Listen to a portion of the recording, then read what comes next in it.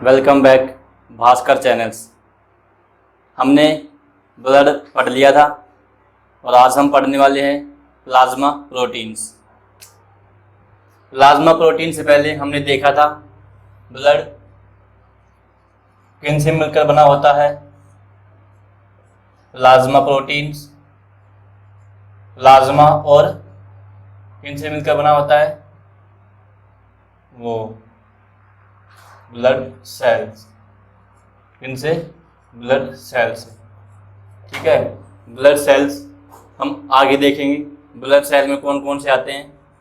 RBC, WBC और तीसरा platelets.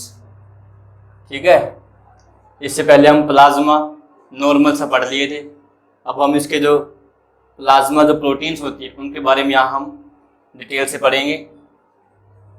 ठीक है, plasma proteins. Plasma protein it is are 4 type. First type it is are albumin, second type globulins, third type है fibrinogen और जो fourth type है वो है अदर रेगुलेटरी प्रोटीन्स। हम इनका अमाउंट देख लेते हैं, कितना कितना अमाउंट होता है। एल्बुमिन 60 से 70% होता है, 60 से 70%। ग्लोबुलिन्स ये 30 से 40% होता है। फिब्रिनोजन 4 से 5% होता है। जो बचा जो हिस्सा अदर रेगुलेटरी प्रोटीन्स का वो कितना होता है? इसका मतलब होता है लेस देन 1%, मतलब 1% से भी कम होता है। ठीक है, अब एल्बुमिन होता है वो कहाँ किसके द्वारा सिंथेसाइज होता है? सिंथेसाइज बाय किसके द्वारा? लीवर सेल के द्वारा।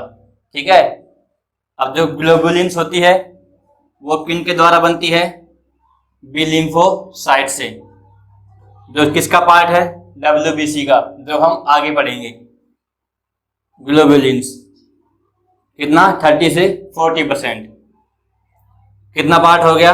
3 पार्ट्स में। इसको बोलते हैं अल्फा 1, इसको बोलते हैं अल्फा 2 और ये बीटा, बी नहीं बीटा, इसको गामा। गामा को हम इम्यूनोग्लोबुलिन्स भी बोल सकते हैं। अब ये किन किन से मिलकर बनी होती है? जो अल्फा 1 और अल्फा 2 और जो बीटा जो प्रोटीन है वो किसके द्वारा प्रोड्यूस होती है? हिपेटोसाइट सेल्स के द्वारा। ठीक है, और जो बची जो गामा जो प्रोटीन्स है वो किसके द्वारा होती है? बीटा लिम्फोसाइट, बी लिम्फोसाइट्स के द्वारा। ठीक है, अब जो गामा जो प्रोटीन्स है वो 1 2 3 4 5 पार्ट में डिवाइड होती है। पहली है IgG, दूसरा है IgA, तीसरा है IgM, चौथा है IgD और पांचवा है IgE। IgG होती है बेटा जी वो मदर के मिल्क में पाई जाती है, जो किसका काम करती है? एंटीबॉडी का, छोटे बच्चे के शरीर में एंटीबॉडी बनाने का काम करती है। ठीक है, इनको हम इन पूरी प्रोटीन्स को हम एंटीबॉडी भी बोल सकते हैं। ठीक है, और जो फिब्रिनोजन हो गया ये किसके काम में आता है? ये आता है ब्लड कोएगुलेशन में, मतलब ब्लड के जमाव में। जो अदर रेगुलेटरी जो प्रोटीन्स है जो लेस देन 1 है उनमें कौन कौन सी आ गई? पहला आ गया एंजाइम, दूसरा प्रो एंजाइम, तीसरा हार्मोन। ठीक है, अब हम बात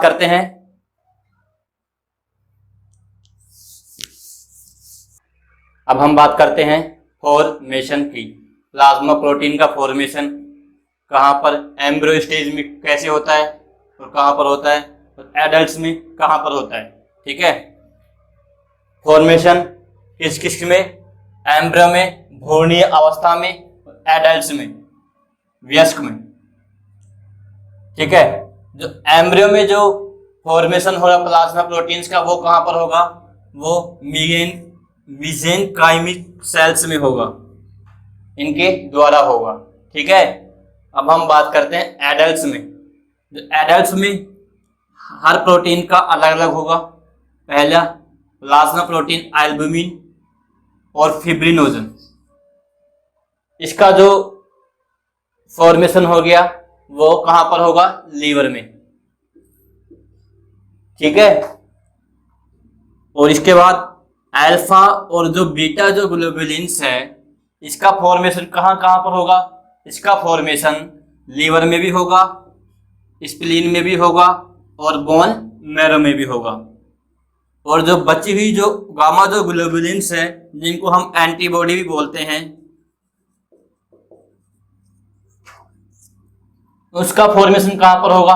उसका फॉर्मेशन प्लाज्मा सेल्स में होगा। कहां पर? प्लाज्मा सेल्स में।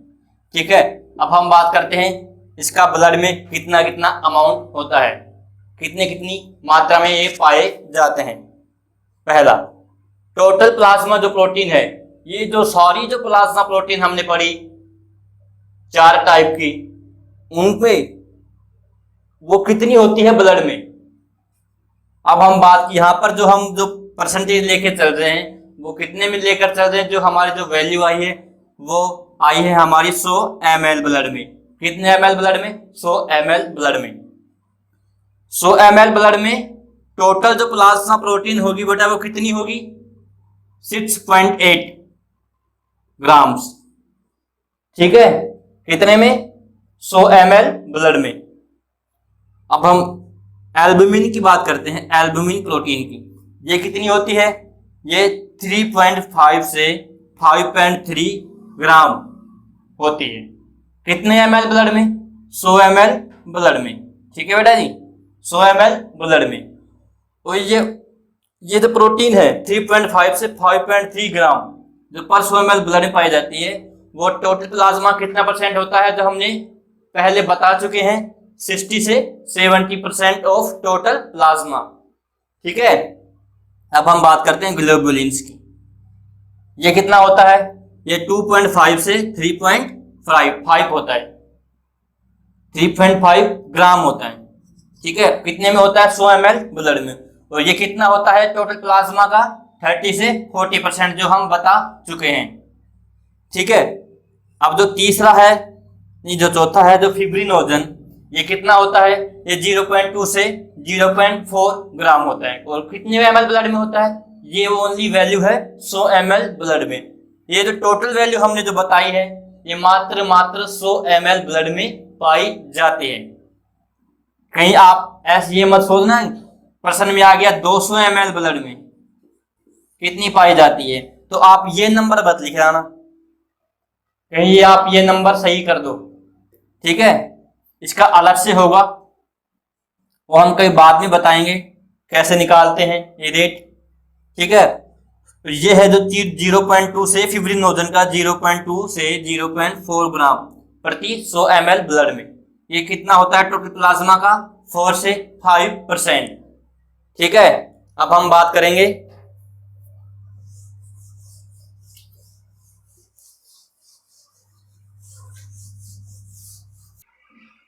करते हैं इसके प्लाज्मा प्रोटीन्स की प्रॉपर्टीज के बारे में, इसके गुण के बारे में। इसका जो पहला गुण आता है वो होता है मोलिकुलर वेट, अणुभार। अणुभार जो एल्ब्यूमिन जो प्रोटीन है उसका कितना होता है? 69,000, 69,000। उसके बाद जो प्रोटीन्स आती है वह है ग्लोबुलिन्स। इसका कितना है? 90,000 से 1,50,000। ठीक है, इसके बाद जो थर्ड नंबर की जो प्रोटीन आती है, तीसरे नंबर की जो प्रोटीन है, उसका जो अणुभार हो गया वो है 5 लाख तक का। ठीक है, ये हो गया इसका पहला गुण, मोलिकुलर वेट, अणुभार।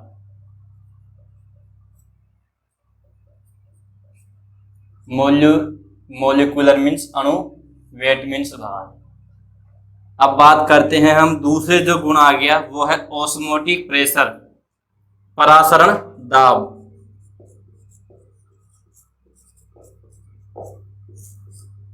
ठीक है। जो ऑस्मोटिक जो प्रेशर हो गया वो कितना होता है, 25 mm ऑफ Hg। ठीक है। इसके बाद जो तीसरा नंबर का जो आ गया वो होता है सोल्यूबिलिटी इन वाटर। वाटर में, पानी में घुलने की जो क्षमता है वो कौन कौन सी प्रोटीन घुल सकती है, कौन सी नहीं सोल्यूबल है। वो जो पहली जो प्रोटीन है वो है एल्ब्यूमिन। एल्ब्यूमिन जो डिस्टिल्ड वाटर है, हम यहाँ पर डिस्टिल्ड वाटर की बात कर रहे हैं, डिस्टिल्ड वाटर की। ठीक है। उसमें जो एल्ब्यूमिन जो प्रोटीन होती है वो आसानी से सोल्यूबल हो जाती है। ठीक है। और इसके बाद जो दो प्रोटीन्स है, ग्लोबुलिन्स एंड फिब्रिनोजन, ये आसानी से डिस्टिल्ड वाटर में सोल्यूबल नहीं होती है। ठीक है। अब हम बात करते हैं साल्ट के सॉल्यूशंस में। साल्ट मीन्स लवणीय। ठीक है। साल्ट वाले सॉल्यूशन में बात करते हैं। साल्ट वाले सॉल्यूशन में बेटा जी जो एल्ब्यूमिन जो प्रोटीन होती है वो आसानी से सोल्यूबल नहीं होती है, नॉट सोल्यूबल। ठीक है। और जो शेष जो प्रोटीन है ग्लोबुलिन एंड फिब्रिनोजन, वो आसानी से, ये क्या है, साल्ट सॉल्यूशन में आसानी से डिसॉल्व हो जाती है, सोल्यूबल हो जाती है।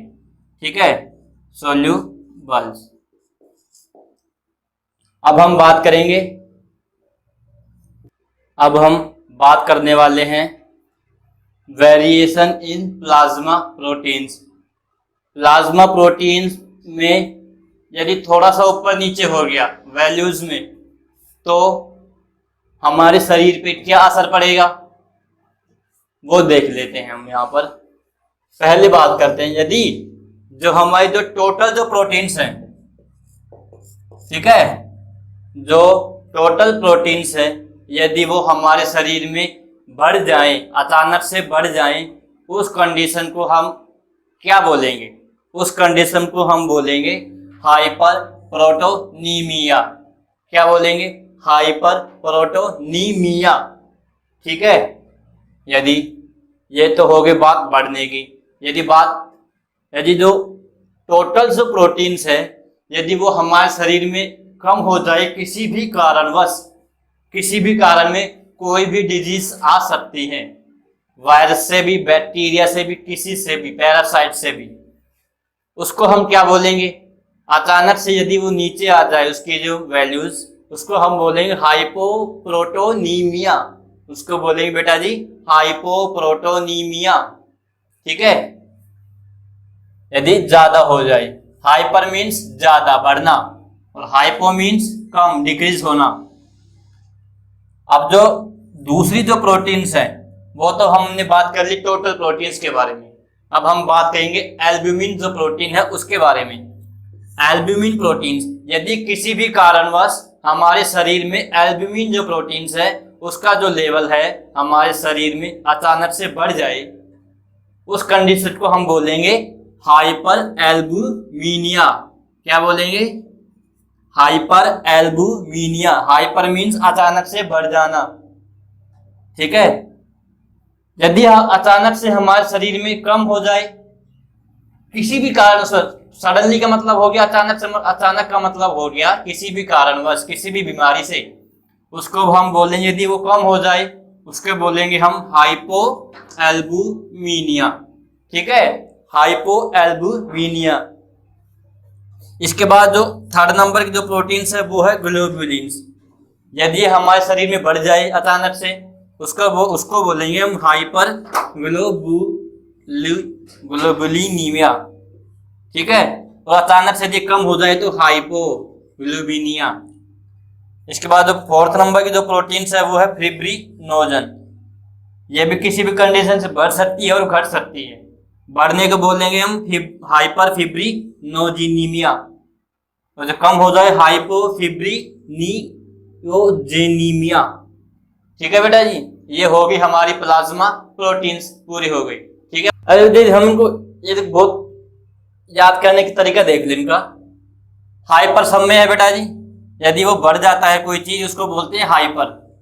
ठीक है, हाइपर के बाद जिस भी कंडीशन की बात हो रही हो, चाहे वो टोटल प्रोटीन्स के बारे में बात होगी हो, यदि प्रोटीन्स के बारे में बात है तो क्या आएगा, प्रोटीन, प्रोटीन का प्रोटीन आ गया, उसके बाद में क्या जोड़ दिया, एनीमिया वाला, जो एनीमिया है ना वो। ठीक है, इसे तो कम हो जाए, हाइपो मीन्स कम हो गया बेटा। हाइपो जो कंडीशन होती है किसी भी बीमारी में किसी भी तरीके से बात कर ले, हाइपर मीन्स ज्यादा ही होगा और हाइपो मीन्स कम होगा। इसी तरह हमने पढ़ा, याद करने तरीका, जिस भी चीज के बारे में देख रहे हैं उसका नाम आ जाएगा, उसके बाद एनीमिया जो वर्ड है उसको जोड़ देंगे। यहां पर देख लो प्रोटीन आ गया, प्रोटीन के बाद ईमिया जोड़ दिया। ठीक है, इसी तरह एल्ब्यूमिन में देख लो, ज्यादा है तो हाइपर, वर्ड का नाम किसके बारे में पूछ रहा है, एल्ब्यूमिन के बारे में। ठीक है, लास्ट में क्या जोड़ दिया हमने, ईमिया। ठीक है, यदि कम हो गया हमने लास्ट में क्या जोड़ दिया, ईमिया। ठीक है, जिस भी प्रोटीन्स के बारे में बात हो रही है यदि ज्यादा है तो उस हाइपर, और उसके बाद उस प्रोटीन का नाम, और लास्ट में ईमिया लिखना है। ठीक है, यदि वो कम हो रही है तो भी सेम ही कंडीशन करनी है। ठीक है, फर्स्ट में हाइपो लिखना है। ठीक है बेटा जी, यदि वो कम होने की बात कर रहा है तो हाइपो। ठीक है, इस तरह से बेटा जी हमारा जो प्लाज्मा प्रोटीन्स है वो पूरा होता हुआ।